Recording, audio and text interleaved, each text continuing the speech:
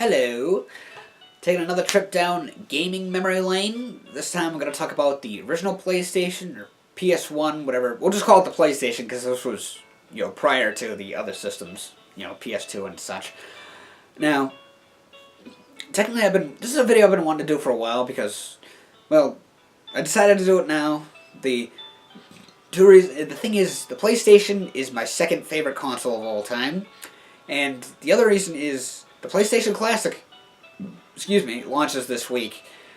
Well, I should probably note I'm recording this video prior to the system's launch. But the more I hear about the PlayStation Classic, the more I'm like, So, unfortunately, I'm probably going to pass on it. It feels like it was rushed, probably to nab the holiday sales or something, which is unfortunate, but it's like, whatever. So, and I'm not going to go into details with, the flaws and stuff, because plenty of other people have already done that. So, anywho, now that I got that out of the way, let's travel back to the mid-90s. And I've done this before. I'm going to use names rather than just say, my brother and my friend and stuff, rather than saying that over and over again. So, my brother Aaron has this friend Matt, who he's known since, for 30 years anyway, give or take. And it was somewhere in the mid-90s, Matt got the PlayStation. And Aaron was when he had gone over there, and he was blown away by the 3D graphics and such, at the time these were impressive, obviously more impressive. And, all the days he would come home and was like, oh my god, Mac, the PlayStation's awesome. He'd tell me about all the game stuff. I remember Matt had Jumping Flash, Battle Arena Toshinden 2. I think he had Twisted Metal, but I'm not positive. Probably a couple of other games. Eventually, Matt came over one day and he brought the system with him. So we all got. I finally got to experience it. And along with, we were all playing Toshinden 2. I don't know if he brought any other games or not, but we all took turns playing that, fighting each other. And eventually, soon after, Aaron got a PlayStation, along with Toshinden 2. And it came with a demo disc, which it was a disc that had a bunch of different demos for different games on it, which included Loaded. I have the long box version. Good game, just kind of hard. Great music in that game though, probably because it's made by Interplay. Those games always had good music. There was also Twisted Metal and some kind of sci-fi rail shooter type of game. I forget the name of it, and there's probably 10 other games, give or take. But that sci-fi rail shooter game, I remember our stepfather Bob actually bought it for Aaron at one point. Bob had this van from the 70s, which was a really nice van. We used to always ride in the back of it. Not that you technically were supposed to, weren't, but yeah.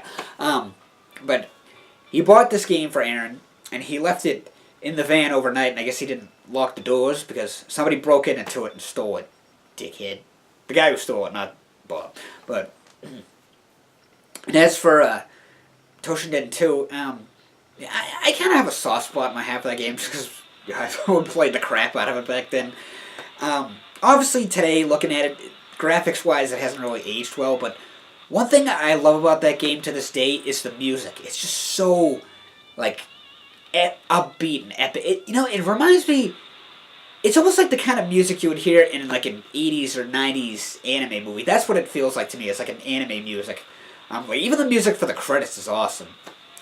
So, I feel like there was another game I want to talk about there.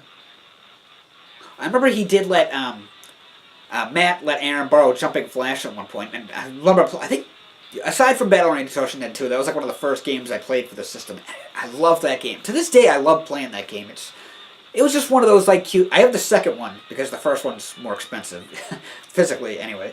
But it was just kind of another one of those cutesy little platformers that didn't catch on. But I thought it was a pretty fun game. I still like playing them.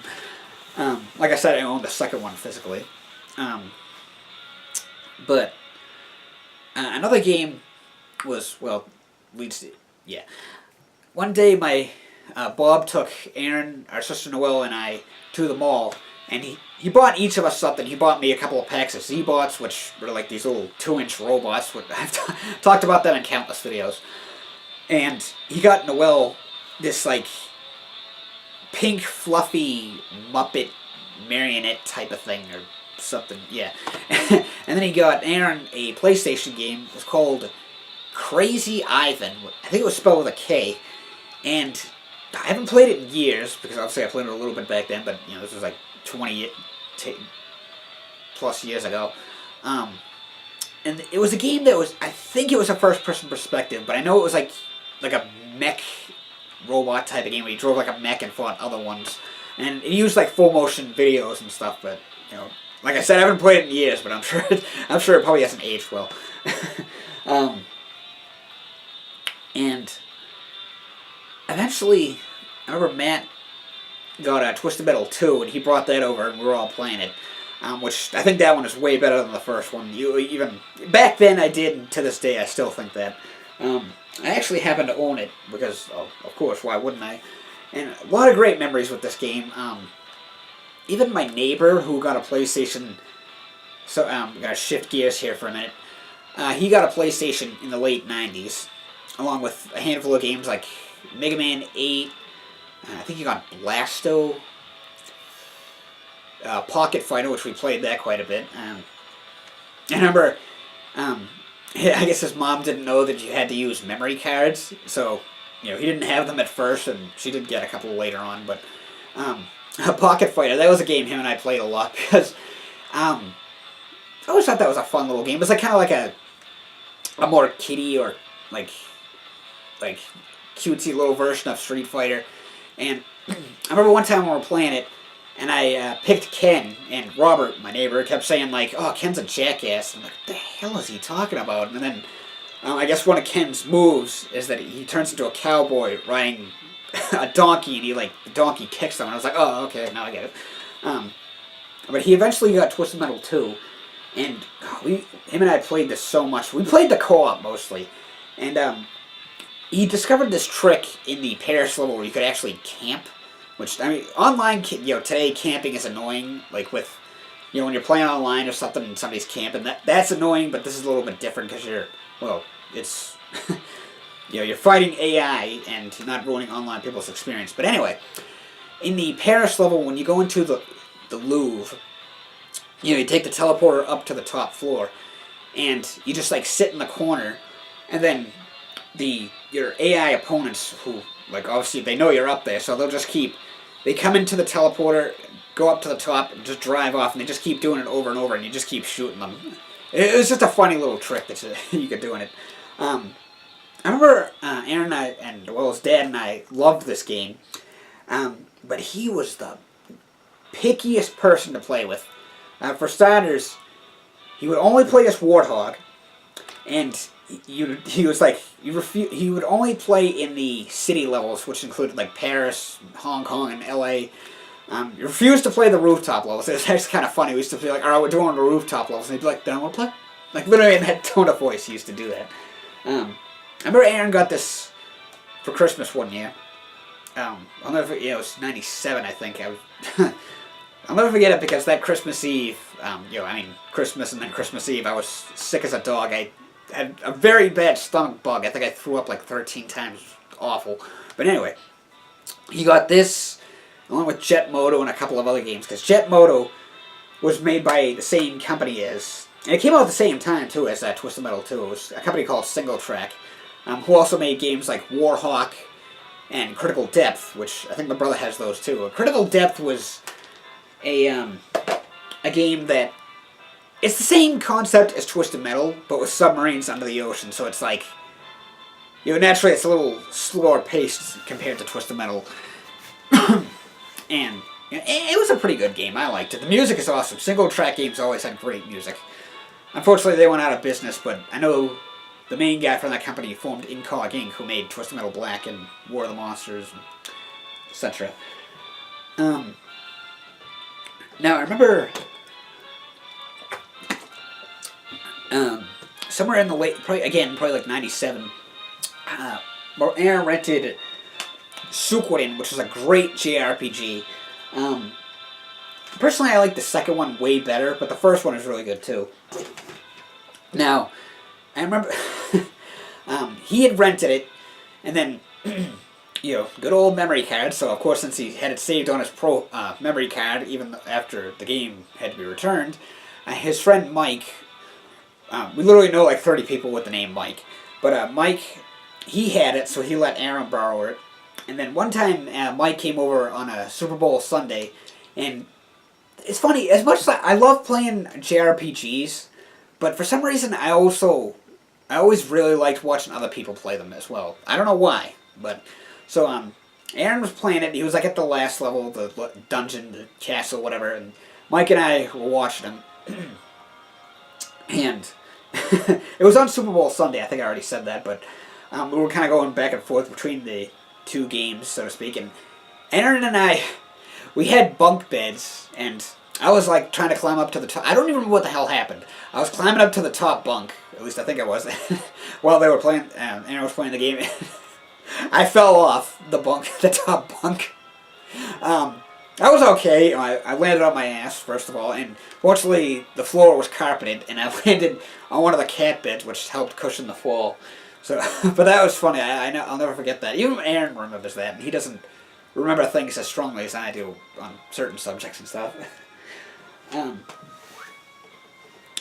I remember a friend of his let him borrow a demo disc, which had I think 20 different game demos on it. Like there was Parappa the Rapper, The Lost World, Jurassic Park, Herc's Adventures, which was a fun game but very hard, and it's expensive as hell now. And then there was, I think they were called PlayStation Underground Discs or something like that. It was like this subscription service where every month, in the mail you would get a PS1 demo disc, or a disc with like a whole bunch of different demos for games on. Some of them were just like a short 2-minute video or something, like something you'd watch, and others were like demos that you would play. And it was from games like this we discovered, through these demos we discovered games like 1, which is a great game but very hard, and The Unholy War, which, there's a lot of others too. Bloody Roar was another one. That was Bloody Roar and Bloody, that rhymes, Bloody Roar, Unholy War. 2 different games that we discovered through those demo things that we were really excited about for when they finally came out. We were looking forward to when they really finally came out. And this was one that him and I played so much. I did eventually get my own copy. It's basically, you have, one side, I know the case is cracked, but on one side you have, robots, cyborgs, and other kind of machinery type stuff. And the other side is, alien creatures and stuff. And it's a fun game, even to this day, even if the graphics aren't as great now, but obviously compared to today's. But it was a fun game. You play these these little dual battle type things with each other. Like I said, him and I played the crap out of it. It's still fun to play.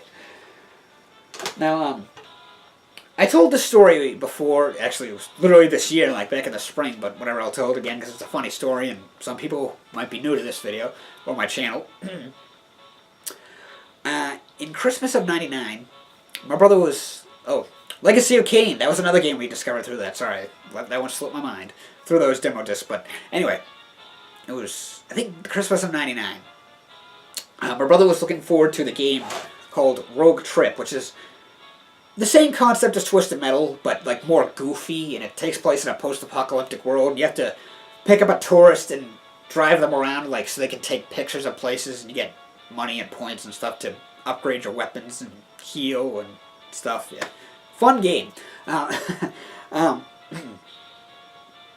But anyway, this was a game he asked for Christmas, and it was the #1 thing on his list, and he didn't get it. Well, what had happened was, it was in the evening, at least 5 or 6 o'clock, and he was like, "Oh, I can't believe I didn't get Rogue Trip." And I asked him, "Did you thoroughly check your stocking? Are you sure you really checked it?" So he went back to his stocking, put his hand into it, and put it all the way down to the bottom, the toe part, and he felt the jewel case, pulled it out, there it was. So he's ran upstairs and both started playing it. And a couple of years later, when well, PlayStation 2 obviously was coming out around this time, and he got it, I think, like 2 years later, like 2001. So naturally, he kind of shifted gears, so to speak. He obviously he would still have like his PlayStation, N64, etc., but he was focusing more on the PlayStation 2. And it was at this point. Oh, where was I? At that point, actually a year later, the Christmas of 2002, Aaron and Noel did like kind of a duo gift or something. You know what I mean? Like together they bought me a PlayStation for Christmas in 2002. So yeah, I was late to the PS1 party when it came to owning my own version of the system. It was actually one of the mini ones, which I don't have it anymore, which I'll get to a little bit. But yeah, I was really happy to have that. And some of my, I just buy it because you could obviously still get PS1 games, and there was still some being released, as well as like also you could still find like greatest hits, and then if you went to like Funko Land or something, you could find games used. But some of my earliest games for the system were Big Strike Bowling, Blaster Master, Blasting Again, Ball Breakers. Yeah, I know a lot of B games, or with the B. And I remember when Bloody Roar 2 came out, somewhere around this time, and I kept saying to my brother, like, are you going to get Bloody Roar 2? Like, it's how much we loved the first game. And I was like, get Bloody Roar 2. When are you going to get Bloody Roar 2? Where's Bloody Roar 2? And like I said, he was kind of focused on the PS2 at this point, and so, I kept asking him, and one day he was like, why don't you just buy it? And I was like, okay. So I did. I played the crap out of that game. I loved it. And I remember one time I went to Best Buy, and they had a deal going on with the greatest hits PlayStation 1 games, where you could buy one, get one free. So I got Spyro Ripto's Rage and Crash Bash, who I'll say I love those games. Spyro, that slipped my mind again. Spyro is another game I discovered, we both had discovered through those PlayStation Underground discs, or demo discs, whatever the hell you want to call them.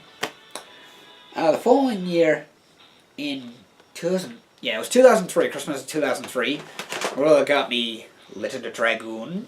Very good game, and I've said this every time I mention this on this video. This game needs an HD remaster.